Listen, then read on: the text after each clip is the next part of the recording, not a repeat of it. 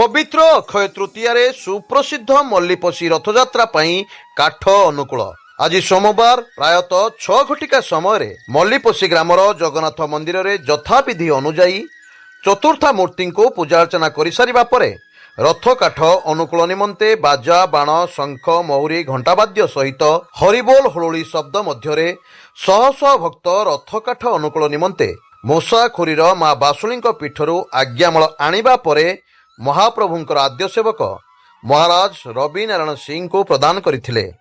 उक्त माल को धरी रथ मारणा और सेवक माने वनगमन करी वृक्षदेव को आज्ञामाल देई पूजन परे एहाकु छेदन करी रथ खला को आनिथिले। एही समय रथ काठ को प्रति साहिर मां भौणी माने वंदापना करने सहित एक आध्यात्मिक परिवेश सृष्टि होइथिला। जय जगन्नाथ ध्वनि रे प्रकंपित होई उठिथिला सारा अंचल। प्रकाश थाउ कि मल्लीपशी रथयात्रा 3 गोटी रथ होता है एवं मां सुभद्रा रथ को केवल महिला माने ही दौड़ी धरी टाणी थांती, जहाँकि एक अन्योन्य एवं स्वतंत्र रथयात्रा जो यात्रा लक्षाधिक भक्त समागम होती। आज यही रथर अनुकूल कार्य को मंदिर परिचालना कमिटीर सभापति पार्थसारथी बेच, संपादक भावग्राही महंत, मुख्य रथ महाराणा सुदर्शन नायक, भास्कर दास, हर्ष सेठी, सुरेश चंद्र नायक, नवकिशोर रणा, शरत बारिक, निराकार रणा, निराकार नायक, नेत्रानंद नायक, मनोरंजन महंत, रत्नाकर नायक, जलधर रणा, बाबू दास तथा अन्य भक्त माने योगदान करी एही आध्यात्मिक कार्य को सफल करी निजको धन्य मन करथिले।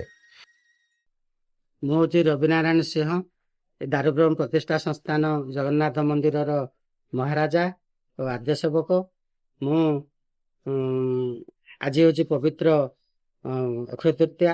अक्षय तृतीया दिवस आमर प्रतिवर्ष काठ अनुकूल हुए एवं ये काठ अनुकूल समय ता पूर्व आम मूषाखुरी माँ बासुली मंदिर को जाई शरणापन्न हुई आम आज्ञामाल आणु। आज्ञामाल आनी सारा पर आम जंगल को जाई गछ पूजा करूँ। जो गछ की पूजा करूँ से गछ कटा जाई रथ निर्माण रे साहाय्य करे एवं आमर ये भव्य रथयात्रा होची निहारा।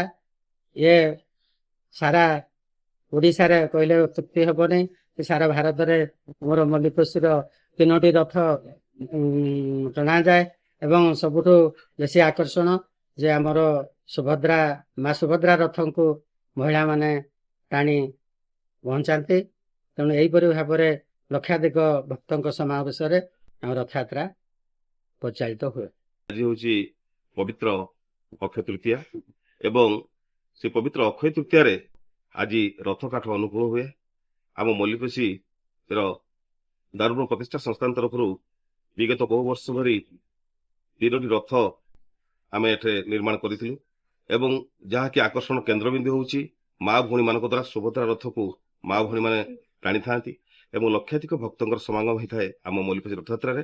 तेज आजिकार दिवस ये पवित्र पवित्र अक्षय तृतीया दिवस रे आम समस्ते शरणापन्न हो माँ बासुली पाखे मूषाखुरीस्थ माँ बासुली पाखे एवं तांकठु आज्ञामाल आसारिया परे आज आम समस्त सेवायत माने जाई थांती जंगल को एवं सेठारे प्रथमे जो गछ को पूजा करा जाय थाए एवं सेई जो काठ आसता है से काठरे आम रथ निर्माण कार्य आरंभ करथाउ एवं जेहेतु यह एक दिव्य एवं भव्य कार्यक्रम से दिव्य एवं भव्य कार्यक्रम एक अंश स्वरूप अक्षय तृतीया दिवस जो दिवस रे आमर काठ अनुकूल होता है ताहा पुणी मूषाखुरीस्थ माँ बासुली आशीर्वाद आज्ञामाल आसारिया परे।